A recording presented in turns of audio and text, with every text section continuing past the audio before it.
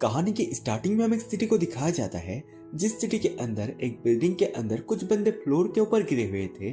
उसी जगह पर एक लड़की हमारे मेन कैरेक्टर के पास आती है। उस लड़की का नाम था जी लुयुन। लुयुन कहती है, मुझे इस बात से कोई फर्क नहीं पड़ता कि मुझे अगवा करने के पीछे आपका क्या मकसद है, लेकिन अब तक तो इस जगह को पुलिस ने घेर लिया होना चाहिए था। फिरौती मिलने पर भी तुम भाग नहीं पाओगे। लुयुन की बात सुनकर हमारा मेन कैरेक्टर पागल की तरह हंसने लगता है। हमारा मेन कैरेक्टर का नाम है चेन लो। चेन लो कहता है, अगर मैं कहूँ कि मैं बस एक खूबसूरत लड़की के साथ इंटीमेट होना चाहता हूँ तो क्या होगा। ये बात सुनकर लुयुन यहाँ पर कहती है, क्या तुम मुझे 3 साल का बच्चा समझते हो। ये बात सुनकर चेन लो कहता है, मुझ में क्या कमियां हैं, लेकिन मैं हमेशा अपने वादे पर पक्का रहता हूँ। ये बात सुनकर लुयुन अपने मुंह को फेर लेती है। चेन लो कहता है, मैं असल में भूल गया था, मिस्सू को पुरुषों से डर लगता है। ये बात सुनकर लुयुन यहाँ पर चौंकती हुई कहती है, आपको इस बारे में कैसे पता चला। चेन लो कहता है, नॉर्मली क्योंकि आपने मुझे बताया था। ये बात सुनकर लुयुन कहती है, ये हो ही नहीं सकता। चेन लो कहता है, क्यों नहीं हो सकता। इतना ही नहीं, मुझे ये भी पता है कि तुम्हारे पीठ पर एक लाल रंग का तिल है और तुम्हारे टोटने पर गला घोटने के 2 निशान हैं, जो तब के हैं जब तुम्हें सालों पहले पहली बार किडनैप किया गया था। ये बात सुनकर लुयुन पूरी तरह से शॉक होती हुई अपने मन के अंदर सोचती है, हालांकि उस समय के बारे में मेरे करीबी लोगों के अलावा किसी को भी पता नहीं था और मेरे माता पिता को भी मेरे शरीर पर मौजूद तिल के बारे में क्लियर जानकारी नहीं थी। लुयुन डरती हुई कहती है, तुम आखिर कौन हो। चेन लो कहता है, क्योंकि अभी तो शुरुआत ही है तो क्यों ना मैं आपको एक कहानी सुना दूं। क्या आप जानते हैं कि किसी पर्सन के लिए 10,000 बार एक ही 3 महीने के अंदर टाइम लूप के अंदर फंस जाना कैसा लगता है। ये बात सुनकर लुयुन कुछ समझ नहीं पाती। मैं चेन लो बताता है, 2019 के नए साल के दिन मुझे लिवर कैंसर के लास्ट स्टेज का पता चला। डॉक्टर ने मुझे बताया कि मेरे पास जीने के लिए केवल 3 महीने बचे हैं। मेरी उम्र भी आपके ही जितनी थी, सिर्फ 29 साल। इतनी कम उम्र में ये सब कुछ पता चलने के बाद क्या आप जानते हैं कि उस समय मुझे कैसा महसूस हुआ होगा। मैंने अपने माता पिता को ये खबर बताने की हिम्मत नहीं की, यहाँ तक कि मैं घर भी नहीं गया, इस डर से कि उन्हें पता चल जाएगा कि कुछ गड़बड़ है। जीवन के उन आखिरी 3 महीनों में मैंने केमोथेरेपी के लिए अपने सारे सेविंग को खर्च कर दिया, लेकिन इसका नतीजा ये हुआ कि मेरा सारा पैसा हॉस्पिटल को ही देना पड़ा। जबकि मेरी बॉडी की कंडीशन दिन ब दिन बदतर होती जा रही थी। मैं लगातार किसी भी समय मरने के डर से जी रहा था।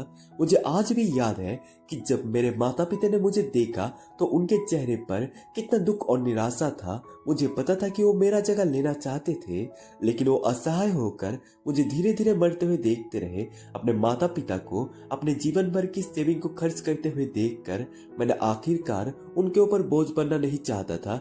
इसलिए ऑन अप्रैल 2019 को मैंने अस्पताल के छत से कूद गया। ये बात सुनकर लुयुन कहती है, क्या आज ऑन अप्रैल 2019 नहीं है। अगर हाँ तो तुम्हें अब तक मर जाना चाहिए था। आप यहाँ क्यों आए हैं, या क्या केमोथेरेपी के कारण आपकी मानसिक समस्या हुई है। ये बात सुनकर चेन लो कहता है, देखिए यही तो सबसे रोमांचक हिस्सा है। 20 से अधिक मंजिल से कूदने के बाद नॉर्मली मेरी मौत पक्की थी, लेकिन बहुत ही जल्दी मुझे एक चौंकाने वाली बात का पता चला। मुझे अचानक होश आया और मैं 1 जनवरी 2019 के दिन में वापस आ गया। हालांकि इस घटना ने मेरे साथ बहुत बड़ा मजाक किया। रिबॉन की डेट में एक भी दिन का अंतर नहीं था। ठीक उसी दिन मुझे मौत की खबर मिली थी, जिसका मतलब ये है कि मैं अभी भी एक डेड एंड में फंसा हुआ था। मुझे बस 3 महीने का अतिरिक्त जीवन दान मिला है, लेकिन फिर मुझे पता चला मानो मुझ पर कोई कर्ज लगा हो। मैं इन 90 दिनों में हमेशा के लिए फंसा हुआ हूँ, अंतहीन रूप से ये लूप में उलझा हुआ हूँ। अगर मुझे कोई मार भी डाले तो भी ये लूप रिपीट होता रहेगा। मैं केवल अपने नियति को स्वीकार कर सकता था, फॉर्चुनेटली। हालांकि मेरा लाइफ लूप घूमता रहता है।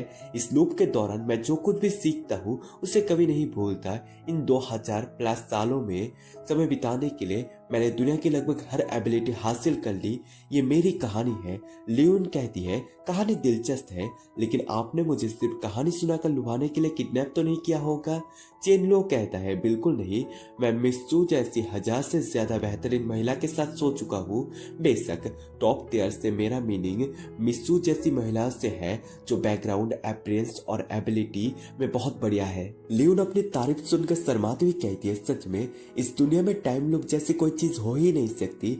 लेकिन तुमने मुझे अभी तक ये नहीं बताया कि तुमने मुझे किडनैप क्यों किया। चेन लो कहता है 1 मिनट बाकी है। लियोन कुछ समझ नहीं पाती। उसी समय कुछ बंदे लिफ्ट से बाहर आते हैं। उनका बॉस कहता है, मिस चू, आशा है आप ठीक होगी।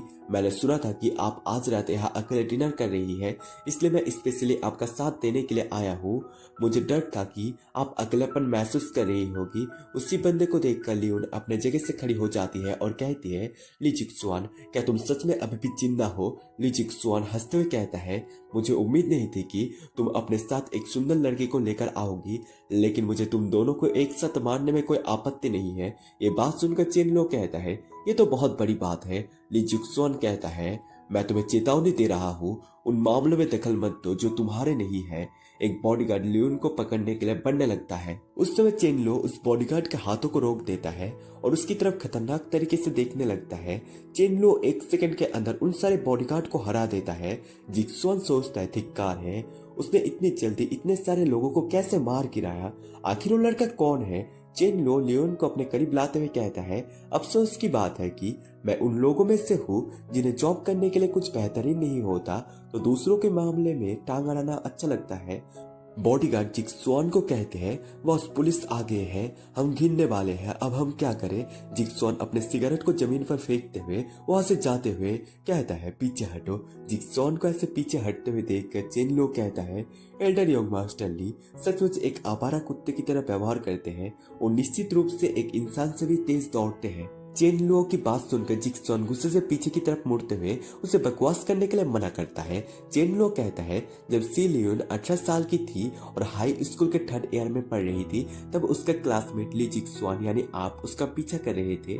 बार बार अपमानजनक तरीके से ठुकराए जाने के बाद तुम गुस्सा होकर उसको किडनैप करवा दिया। किडनैप किए जाने के बाद भी लियोन ने आपकी धमकी दी और कहा कि सी परिवार ली परिवार को नष्ट कर देगा, जिससे आपका गुस्सा और भी बढ़ गया। तुमने उसी समय और उसी स्थान पर उसके कपड़े उतार दिए और तुम्हारा इरादा उसका इज्जत लूटने के था। लियोन अपने मन में सोचते हैं, इम्पॉसिबल, कैसे? उसे इतनी क्लियर जानकारी कैसे है?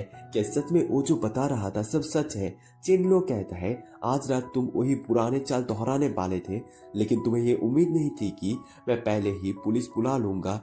अगर मुझे ठीक से याद है तो तुमने इतनी आसानी से हार मान ली और भागने की तैयारी इसलिए की ताकि स्पेशल सिचुएशन से बचाव किया जा सके। आपने पहले ही एक स्नाइपर को दूर से असैसिनेट करने के लिए अरेंज कर रखा था। जिक्सुआन एक छुरी को बाहर निकालते हुए सही मौके का तलाश कर रहा था। सही मौका मिलने पर वो चेन लो के ऊपर अटैक करते हुए कहता है, तुम्हें काफी कुछ पता है, अगर तुम मरना चाहते हो तो मैं तुम्हारी मदद करूंगा। लियोन चेन लो को कहती है, चेन लो सावधान रहो। चेन लो एक बंदूक को बाहर निकालते हुए जिक्सुआन को कहता है, ये सच है कि विलेन बहुत ज्यादा बोलने से मर जाते हैं। बंदूक देखकर जिक्सुआन पूरी तरह से डर जाता है। चेन लो बंदूक चला देता है और जिक्सुआन को मार देता है। चेन लो उसे खत्म करने के बाद कहता है, पिछली बार तुमने मुझे बताया था कि ली जिक्सुआन ने तुम्हें दूसरी बार किडनैप कर लिया था और उसने तुम्हें तब तक टॉर्चर किया जब तक तुम गंभीर रूप से पैरालाइज नहीं होगे। लियोन चेन लो को गले लगते हुए उसके बारे में चिंता करते हुए कहती है, तुमने मुझे इतना डरा दिया कि मुझे हार्ट अटैक आने वाला था। चेन लो लियोन की तरफ देखता है, फिर उससे कहता है, मैंने स्नाइपर के घात लगाने वाले स्थान पर पहले ही बॉम्ब लगा दिया था। उस लूप में तुमने मेरे पुनर्जन्म की उम्मीद पर विश्वास किया और मुझसे बदला लेने में मदद करने की गुहार लगाई। इस बार तुमने अपना बदला सक्सेसफुली पूरा कर लिया है। 12 बजने में अब सिर्फ 1 मिनट बचा है। ये फायर वर्क मेरे 10,000 पुनर्जन्म का एंड होगा। मैं मौत के बीच खेलता हूँ, ठीक उसी चमकीले उल्कापिंड की तरह जो दुनिया में छाप छोड़ जाती है। ये कहने के साथ वहां पर बहुत बड़ा ब्लास्ट होता है। चेन लो एक बार सामने की तरफ देखता है।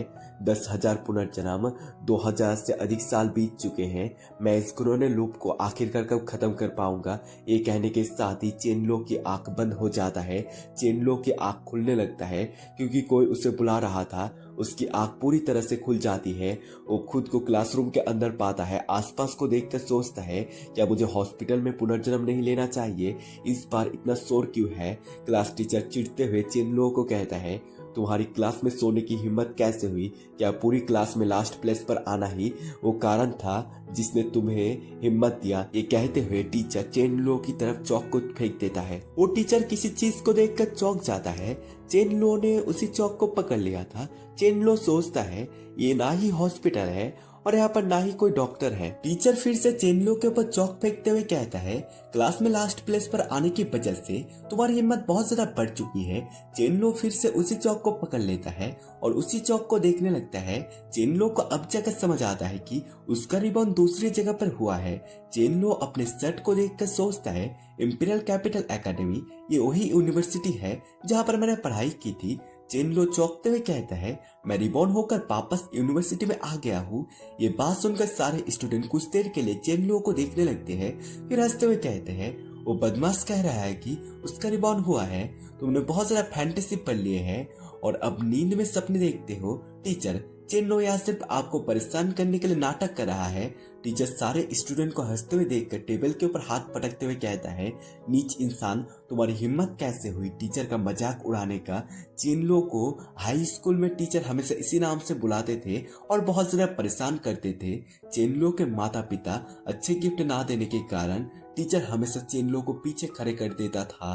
टीचर चेनलो को मारते हुए कहता था, गंदे नाल के कीड़े, तुमने इस साल क्लास के एवरेज स्कोर को गिरा दिया है। अगर कोई दूसरा बंदा चेनलो को बुली करता, ये बात अगर चेनलो टीचर को बताता तो टीचर बुली करने वाले को ना डांटकर चेनलो को बातें सुनाने लगता है। चेनलो कहता है, वांग ये हुआ। उसी समय टीचर चेनलो के पास जाते हुए कहता है, निकम्मे माता पिता द्वारा पाला गया निकम्मा बच्चा।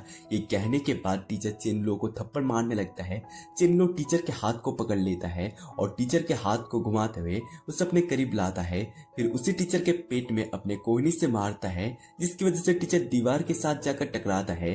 चेनलो कहता है, मेरे माता पिता ने कड़ी मेहनत करके पैसे कमाए और मुझे स्कूल में भेजा ताकि मैं कुछ कर सकूं, लेकिन ऐसा बिल्कुल नहीं था कि तुम्हारे जैसे दरिंदा जो रिश्वत ना मिलने पर स्टूडेंट को फिजिकली पनिश करता है और हम पर गाली गलौज करता है। टीचर चेनलो को डराते हुए कहता है, तुम बदमाश, तुम बस इंतजार करो, मैं स्कूल में इसकी शिकायत कर दूंगा और तुम्हें स्कूल से निकाल दूंगा। उसी समय चेनलो को कोई चीज याद आती है। चेनलो टीचर की टाई पकड़ते हुए कुछ कहता है, जिसे सुनकर टीचर पूरी तरह से चौंक जाता है और कहने लगता है, तुम्हें इसके बारे में कैसे पता चला। चेनलो टीचर को छोड़ते हुए वहां से जाते हुए कहता है, तुम्हें ये चीज जानने की जरूरत नहीं है कि मुझे ये बात कैसे पता चला, तुम सब खुद से पढ़ाई करो। ये कहते हुए टीचर वहां से भाग जाता है। चेनलो अपनी जगह पर जाकर बैठ जाता है। उसी समय एक लड़की नीचे गिरी बुक को उठाते हुए कहते हैं, नाइस मूव, तुमने वो कर दिखाया जो मैं हमेशा से करना चाहता था। वो लड़की चेनलो को बुक देती है। चेनलो उसी लड़की को देखकर कहता है, गु क्विंग हुआन। चेनलो गु क्विंग हुआन को देखकर कुछ देर के लिए चौंक चुका था। तुम अभी भी जिंदा हो, ये कहते हुए चेनलो गु क्विंग हुआन के गले लग जाता है। चेनलो उसके साथ कुछ देर ऐसे ही रहता है। गु क्विंग हुआन गुस्से से कहती है, क्या तुम खुश हो? ये बात सुनकर चेनलो कहता है, ऑफ कोर्स मैं खुश हूँ, चाहे ये अगला लूप हो या समय सचमुच आगे बढ़ गया हो। ये मेरे लाइफ का 1000 साल में सबसे खुशी का समय है। गु क्विंग हुआन चेनलो को खुद से अलग करते हुए उसके पैर में मारते हुए कहती है, पागल कह के तुम। चेनलो को बहुत ज्यादा दर्द हो रहा था। गु क्विंग हुआन चेनलो को बुक से मारने लगती है। चेनलो समझ जाता है कि ये कोई सपना नहीं है। चेनलो उस समय कुछ बदमाशों के ग्रुप द्वारा इतना परेशान किया जाता कि चेनलो को सुसाइड करने का इच्छा हुआ और जिसने चेनलो को सुसाइड का विचार छोड़ने के लिए इंस्पायर किया वो गु क्विंग हुआ थी। तब से वो चेनलो की दोस्त बन गई, चेनलो की इकलौती दोस्त। लेकिन अफसोस की बात यह थी कि इसके कुछ ही समय बाद उसने सुसाइड कर ली। करंट टाइम पर क्विंग हुआ चेनलो को गाली देते हुए वहां से जाने लगती है। चेनलो क्विंग हुआ के पीछे पीछे जाते हुए कहता है, मैं आ रहा हूँ, मेरा भी इंतजार करो। चेनलो इस बार क्विंग हुआ का सुसाइड करने का वजह जान के रहेगा। स्कूल के बाहर चेनलो क्विंग हुआ के पीछे पीछे जाने लगता है। क्विंग हुआ पीछे मुड़कर चेनलो को देखकर गुस्सा होकर कहती है, असल में तुम क्या चाहते हो? चेनलो कहता है, मैं चाहता हूँ कि तुम मुझे पसंद करो, नहीं मुझसे प्यार करो। क्विंग हुआ चेनलो को चेतावनी देते हुए कहती है, अगर तुम मुझे दोबारा फॉलो करते हो तो मेरे रूड व्यवहार के लिए मुझे दोस्त मत देना। क्विंग हुआ ये कहने के बाद सोचती है, लेकिन वो बिल्कुल अलग इंसान जैसा क्यों लगने लगा है। ये अहंकार अंदर से बाहर तक झलक रहा है। ये ठीक उसी तरह है जैसे मैन से निकली गई एक तेज तलवार जो अपनी धार को फिर से प्रदर्शित करती है। चेनलो फिर भी क्विंग हुआ का पीछा कर रहा था। उस समय चेनलो को कोई कहता है, लिटिल क्लेयर सीरियस? क्या तुमने स्टूडेंट गो को ये कहते हुए नहीं सुना कि वो नहीं चाहती कि तुम उसका पीछा करो? चेनलो पीछे की तरफ मुड़ता है जहाँ पर उसका क्लास का एक बंदा कहता है, क्या तुम इंसानी भाषा को नहीं समझ सकते? वो बंदा चेनलो के पास आकर कहता है, अरे तुम छोटे से कचरे। उसकी बात सुनकर चेनलो उसकी तरफ तिरछी नजरों से देखने लगता है, जिसके कारण उस बंदे की फट जाती है। वो अपने मन में सोचता है, इस बच्चे को क्या हो गया है? उसका ऑरा पहले से बिल्कुल बदल गया है। क्विंगहुआ चेनलो के बारे में चिंता करते हुए सोचती है, पहले चेनलो कभी नीबे की धमकी को रेजिस्ट नहीं करता था, लेकिन अब उसका स्वभाव बिल्कुल अलग है। पता नहीं वो अब क्या करेगा। नीबे चेनलो की कॉलर पकड़ते हुए कहता है, क्विंगहुआ चिंता मत करो, मैं उसे तुम्हारे लिए सबक सिखा दूंगा।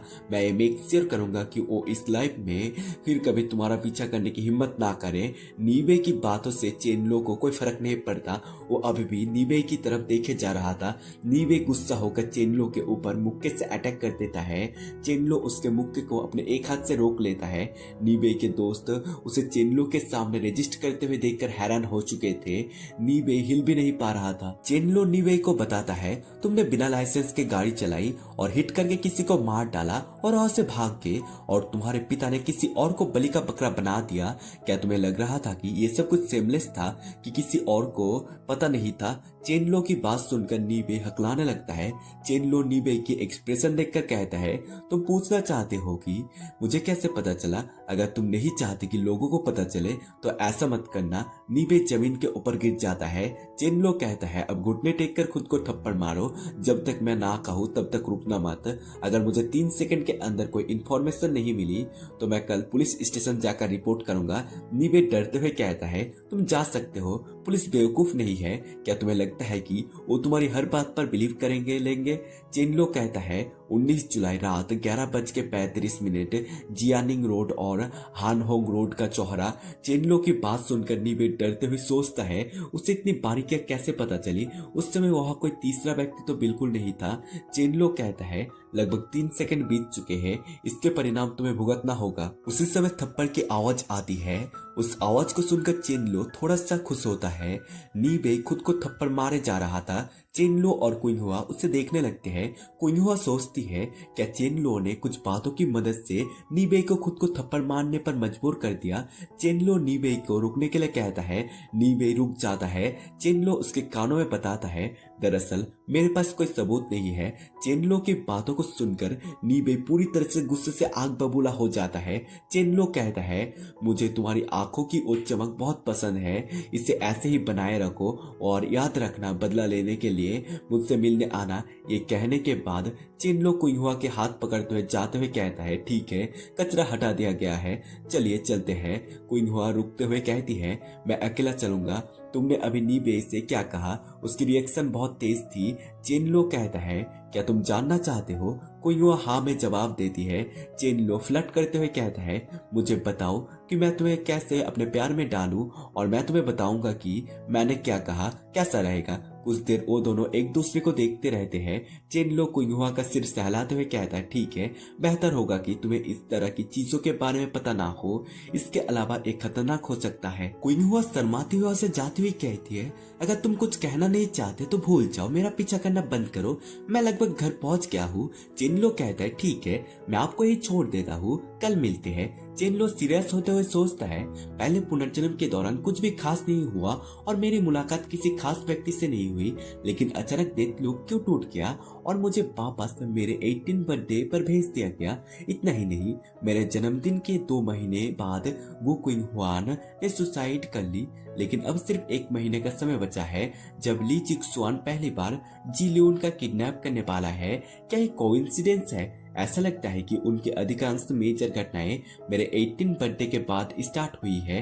पहले गु क्विंगहुआ की सुसाइड के कारण की जांच करूंगा, फिर सी लियोन को बचाने जाऊंगा। चेनलो के पेट से आवाज आने लगता है। चेनलो के लिए सबसे जरूरी काम घर जाकर खाना खाना है। चेनलो घर के गेट को खोलकर घर के अंदर एंटर करते हुए सोचता है, मम्मी पापा को रात के 2 बजे बाजार में सामान लाने जाना है, इसलिए वो अभी सो रहे होंगे।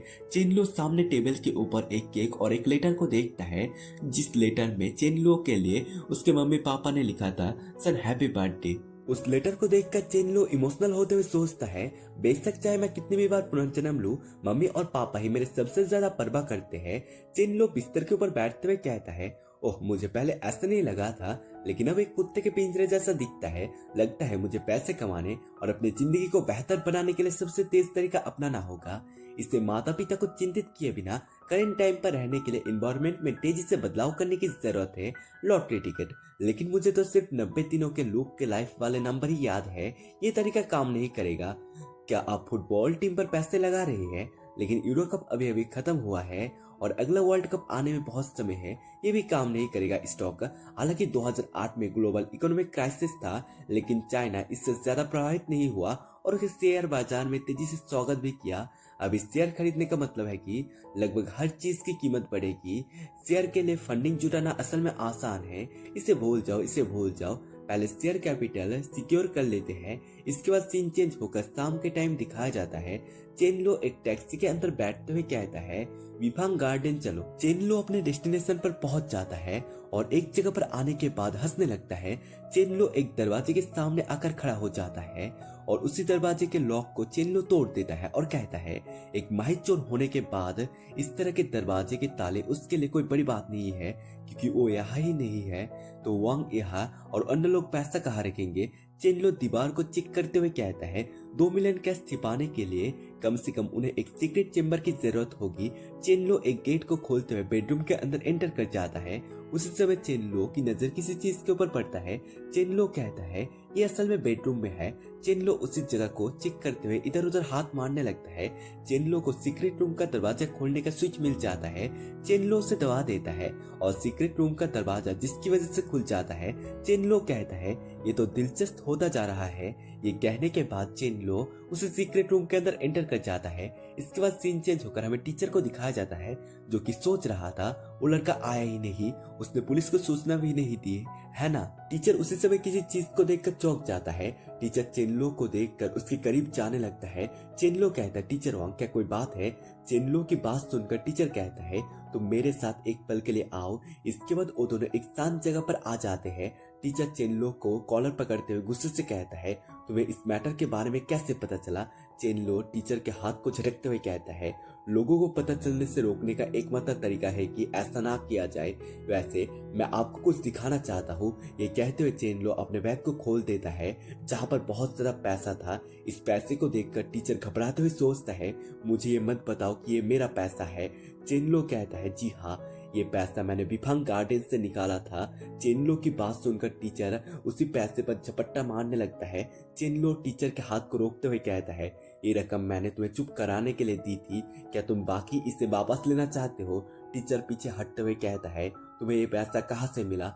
चेनलो कहता है, मुझे पता है कि तुमने क्या किया, इसलिए इसे इतना महत्व देना नहीं चाहिए, है ना। टीचर गुस्से को अपने अंदर दबाते हुए कहता है, तुम ये पैसे ले सकते हो, लेकिन तुम्हें गारंटी देनी होगी कि तुम फ्यूचर में मुझे फिर कभी धमकी नहीं देना आओगे। चेनलो कहता है, पहली बात तो यह है कि मैं इतना लालची नहीं हूँ, ये 1 मिलियन मेरे लिए इनफ है। दूसरा, अगर मैं तुमसे दोबारा पैसे मांगू तो तुम अपने उस दूर के चचेरे भाई को भी बुला सकते हो जो अंडरवर्ल्ड में शामिल है, ताकि वो मुझसे निपट सके। टीचर अपने चचेरे भाई की बात सुनकर शौक होते हुए सोचता है, उससे मेरे चचेरे भाई के बारे में कैसे पता चला? मैंने तो अपने वाइफ या मिस्ट्रेस को भी नहीं बताया। चेनलो कहता है, टीचर वांग आपने कल रात इस बारे में सोचा होगा। चेनलो सोचता है, इस तरीके के आदमी के ऊपर अपने एनर्जी को खर्च करना बेकार होगा। चेनलो अपने तीसरे शर्त को बताते हुए कहता है, मेरे पास कोई सबूत नहीं है, लेकिन आपकी मिस्ट्रेस स्कूल का फाइनेंशियल सुपरवाइजर है, उसके लिए पैसे लौटाना और ट्रांसफर रिकॉर्ड की जुड़ी समस्या को सुलझाने का कोई तरीका निकलना बेहद आसान होगा। चेनलो की बात सुनकर टीचर सोचता है, ऐसा लग रहा है जैसे भूत देख रहा हो, ये बच्चा इतना कैसे बदल गया? ये तो हर बात का सही अंदाजा लगा रहा था। चेनलो कहता है, मेरा और एक शर्त है। ये बात सुनकर टीचर पूरी तरह से डरते हुए कहता है, असल में तुम क्या चाहते हो? चेनलो कहता है, हो सकता है कि मैं हाल ही में डेली स्कूल ना आऊं। अगर दूसरे टीचर या मेरे माता पिता पूछे तो मुझे टीचर वांग की जरूरत होगी ताकि वो मेरी जगह पढ़ा सके। टीचर इस चीज के लिए मान जाता है। चेनलो वहां से अपने क्लास में चला जाता है। चेनलो को देखकर नीबे गुस्से से आग बबूला हो जाता है। चेनलो अपनी जगह पर आकर बैठ नहीं पाला था। उसी समय उसकी नजर क्वीन हुआन के ऊपर पड़ता है। क्वीन हुआन एक अलग ही लैंग्वेज को पढ़ रही थी। चेनलो उस लैंग्वेज को बोलता है। क्वीन हुआन चेनलो को लैंग्वेज बोलते हुए देखकर हैरान होते हुए कहती है, क्या तुम लैटिन बोल सकते हो? चेनलो उस लैंग्वेज में जवाब देता है, थोड़ा सा बोल सकता हूँ। क्वीन हुआन सोचती है, मैंने पहले कभी नहीं सुना था कि चेनलो इस लैंग्वेज को बोल सकता है, लेकिन अभी उसका बोलने का तरीका बहुत ही प्रोफेशनल था। ये डेफिनेटली थोड़े समय में हासिल किया गया लेवल नहीं है। आखिर ऐसी कौन सी बात हो सकती है जिससे वो एक ही दिन में इतना बदल गया?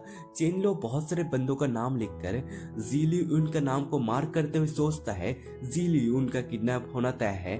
उसे बचाना बस एक हाथ उठाने जितना काम है। उसे जाने बिना बचाना डेफिनेटली उसके दादाजी के संदेह को बढ़ा देगा। इसलिए प्लानिंग बनाने से पहले मुझे लियून को अच्छी तरह से जान लेना चाहिए। जब समय आएगा तो सी युआन का इस्तेमाल करके नीचेंग के परिवार को खत्म करना बहुत आसान होगा। अब वो लोग काम के लायक होने चाहिए। क्वीन हुआन की नजर चेनलो की तरफ पड़ता है। क्वीन हुआन चेनलो क्या लिख रहा था वो देखने की कोशिश करता है। चेनलो अपने प्लान को एक पेपर के ऊपर लिख लेता है। उसी समय क्वीन हुआन चेनलो के पास आ जाता है।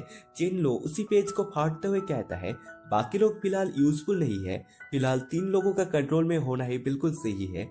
चेनलो उसी कागज को फाड़ने के बाद उसे डस्टबिन में फेंक देता है। उसी समय क्लास की बेल बजती है।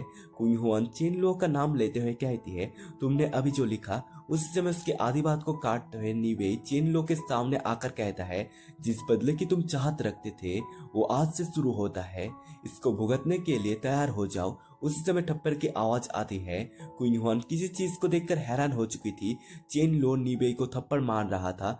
चेनलो अपने हाथ को झटकते हुए कहता है, ये तो सीधे सीधे मुसीबत मोड़ लेने जैसा है। नीबे गुस्सा होकर चेनलो को गाली देते हुए उसकी तरफ मुक्का चला देता है। चेनलो नीबे के हाथ को पकड़ते हुए उसे और एक थप्पड़ मारते हुए कहता है, मुझे सबसे ज्यादा गुस्सा तब आता है जब मुझसे ज्यादा दूसरे बंदे घमंडी होते हैं। चेनलो नीबे को और एक थप्पड़ मारता है। एक साइलेंट डॉग जान से मरने के लिए किसी को काटता है। तुमने अभी तक अपनी कीमत भी नहीं बनाई, फिर भी मेरे सामने आकर दिखाने की हिम्मत कर रहे हो? क्या तुम्हारा दिमाग खराब हो गया है? नीबे चेनलो को रुकने के लिए कहता है। चेनलो रुकते हुए कहता है कि तुम्हें सबक सिखाना मेरे लिए थका देने वाला था। चेनलो ने नीबे को इतना ज्यादा थप्पड़ मारा था कि उसका गाल पूरी तरह से सूज चुका था। चेनलो अपने बैग को उठाकर वहां से जाते हुए क्वीन हुआन को कहता है, क्वीन हुआन मैं आज रात तुम्हें लेने आऊंगा, मैं पहले जा रहा हूँ। क्वीन हुआन चेनलो को जाते हुए देखते रह जाती है और सोचती है, चेनलो तुमने उन बड़े बड़े लोगों का नाम क्यों लिखा? परेशानी से बचने के लिए चेनलो पहले बैंक में 1 लाख जमा कर देता है। अब जब चेनलो के पास पैसा है तो चेनलो सबसे पहले अपना लुक को चेंज करता है। चेनलो को इस तरह के बिखरे बालों में रहना बिल्कुल भी पसंद नहीं है। कपड़े और कॉस्मेटिक की जरूरत बाद में पड़ेगी। और इसके बाद चेनलो एक गेट को खोलते हुए अपने अपार्टमेंट के अंदर आ जाता है। अपने अपार्टमेंट को देखकर चेनलो कहता है, मैंने क्वीन हुआन के घर के ठीक ऊपर वाला अपार्टमेंट किराए पर लिया था। इस तरह भले मैं उस समय उसकी सुसाइड के पीछे की सच्चाई का पता ना लगा पाऊं, फिर भी मैं लियोन से टच में रहूंगा। अब मुझे सोचना चाहिए कि सी लियोन से कैसे कांटेक्ट किया जाए। आजू एकेडमी और सी परिवार के अलावा वो और भी जगह पर जाएगी। ये कहने के बाद चेनलो पहले के बारे में सोचने लगता है। चेनलो उस समय किसी के साथ ड्रिंक करते हुए कहता है, प्रेसिडेंट हाउस से जैसे उम्मीद थी, तुम्हारी जानकारी अभी भी पहले की तरह ही सटीक है। तुम बहुत समझदार हो और हमेशा अपने साथ बॉडीगार्ड लेकर बाहर जाते हो। उस समय ली जिक्सुआन ने तुम्हें इतनी आसानी से कैसे किडनैप कर लिया था? लियोन उसे समय बोलती है, हाई स्कूल में टेंशन को कम करने के लिए मुझे स्टेट रेसिंग से प्यार हो गया, पूरी तरह से आनंद लेने के लिए। और क्योंकि ये गैदरिंग था इसलिए मैं स्टेट रेसिंग के दौरान बॉडीगार्ड नहीं लाया था। नानसान गार्डन का इलाका बेहद दुर्गम है और वहां पर पॉपुलेशन बहुत कम है। उस कमीने ने मुझे वही से किडनैप कर लिया था। लियोन की बात सुनकर चेनलो कहता है, तो उसके बाद तुमने स्टेट रेसिंग छोड़ दी? लियोन कहती है, हाँ, क्योंकि मुझे बुरे सपने आते थे। चेनलो कहता है, जब आपके पास समय हो तो चलिए फिर से स्टेट रेसिंग करते हैं, मैं उस सदमे को भुलाने में आपकी मदद करूंगा। चेनलो की बात सुनकर नशे में धुंध लियोन कहती है, फिर ये इस बात पर निर्भर करेगा कि किसकी ड्राइविंग स्किल बेहतर है। उसी समय चेनलो को कोई बात याद आता है। चेनलो अपने मोबाइल को बाहर निकालते हुए किसी को फोन लगाते हुए कहता है, मुझे इतनी जल्दी उसकी जरूरत पड़ने की उम्मीद नहीं थी। फोन लगने के साथ ही चेनलो कहता है, लिटिल मॉन्की 1 घंटे में कंपनी में मिलते हैं। फोन की दूसरी तरफ से आवाज आता है, आप कौन है? चेनलो कहता है, तुम्हें थोड़ी देर में पता चल जाएगा। इसके बाद सीन चेंज होकर 1 घंटे बाद के समय को दिखाया जाता है। चेनलो एक बिल्डिंग पर आ जाता है। एक लड़की चेनलो को गाइड करते हुए कहती है, आप मिस्टर चेन होगे जिनके प्रेसिडेंट हुआ से मुलाकात तय है ना? प्लीज मेरे साथ आइए। चेनलो उसके साथ जाते हुए सोचता है, पिंग पिंग का स्मगलिंग गैंग लीडर हाउ हानियाओ अंडरवर्ल्ड और पावर एस्टेब्लिशमेंट दोनों में अच्छी तरह से जुड़ा हुआ था, जिसके पास कई चैनल और रिसोर्सेज थे। लेकिन फिलहाल वो इस बात को लेकर परेशान है कि सीधे जाकर अपने हाथ कैसे धोए। वो सिर्फ एक नाम नहीं है जिसे मैंने आज सुबह लिस्ट में लिखा है, बल्कि एक बेहतरीन महिला भी है जिसके साथ मेरा गहरा कम्युनिकेशन रहा है। वो दोनों प्रेसिडेंट के रूम में इंटर कर जाते हैं। वो लड़की प्रेसिडेंट को कहती है, प्रेसिडेंट हुआ वो व्यक्ति आ चुका है। प्रेसिडेंट जवाब देते हैं, मुझे पता है। चेनलो 18 साल का इंपीरियल कैपिटल एकेडमी का स्टूडेंट है। उसके माता पिता मिलकर एक चाय की दुकान चलाते हैं। तुम्हें असल में किसने भेजा? तुम क्या करना चाहते हो? चेनलो कहता है, प्रेसिडेंट हुआ से जैसे उम्मीद थी, आप हमेशा की तरह ही नॉलेजेबल है। चलिए फालतू की बातों को छोड़ते हैं। मुझे एक लग्जरी मोटरसाइकिल चाहिए, इसे 1 हफ्ते के अंदर मेरे लिए तैयार कर दीजिए।